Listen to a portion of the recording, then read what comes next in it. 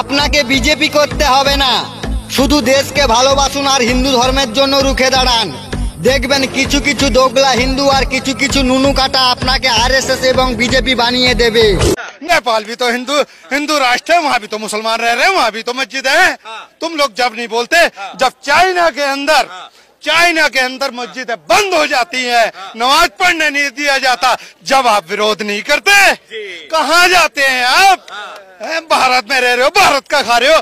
अरे भैया जी शर्म करो, आप शर्म करो। अगर हिंदू राष्ट्र घोषित होता है तो क्या दिक्कत है भैया जी?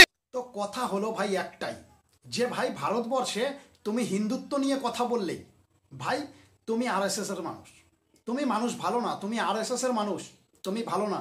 ক্লিয়ার কথা, মানে হিন্দুত্ব নিয়ে ভারতবর্ষে কথা বলাই যাবে না। বিজেপি করার প্রয়োজন নেই, বিজেপি করার কোনো প্রয়োজন নেই, বিজেপি পার্টিকে সাপোর্ট করার কোনো প্রয়োজন নেই।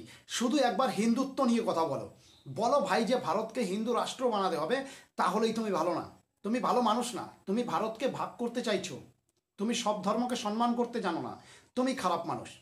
এটাই বলবে, একদম ঠিক বলেছে। কিছু নুনু কাটা আর কিছু ফালতু মানুষ আছে হিন্দু ধর্ম যারা বলে আমরা হিন্দু, তারা অরিজিনালি হিন্দু নয়। ক্লিয়ার কথা, তারা অরিজিনালি হিন্দু নয়, তারা বলে ফালতু কথা, সবসময় বলে ফালতু কথা। আমি হিন্দু হয়ে হিন্দুত্ব নিয়ে কথা বলতে পারবো না, হিন্দুত্ব নিয়ে কথা বলতে পারবো না, এটা হচ্ছে তাদের কথা। বলবে দেশ ভাগ করছে এরা, মানে পশ্চিমবাংলার সিস্টেমটা এরকমই চলছে ভাই, পশ্চিমবাংলার সিস্টেমটা এরকমই চলছে।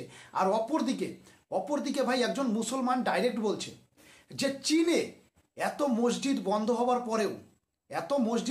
পরেও চীনে নামাজ পড়তে দেয় না, চীনে দাড়ি রাখতে দেয় না, কোনো কিছু করতে দেয় না, তারপরেও চীনকে নিয়ে কোনো কথা বলবে না।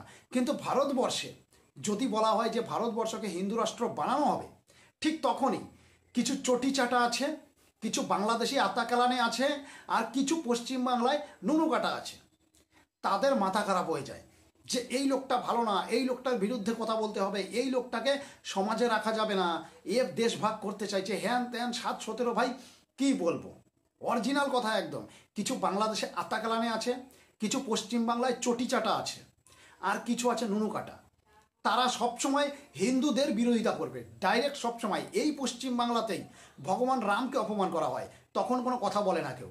এই পশ্চিমবাংলাকে ভগবান শ্রীকৃষ্ণকে অপমান করে, তাতেও কেউ কোনো কথা বলে না। শতাব্দী রায়, নচিকেতা, সায়নী ঘোষ সকলে অপমান করছে। সায়নী ঘোষ ভগবান শিবকে অপমান করছে, তাতেও কোনো দোষ নেই।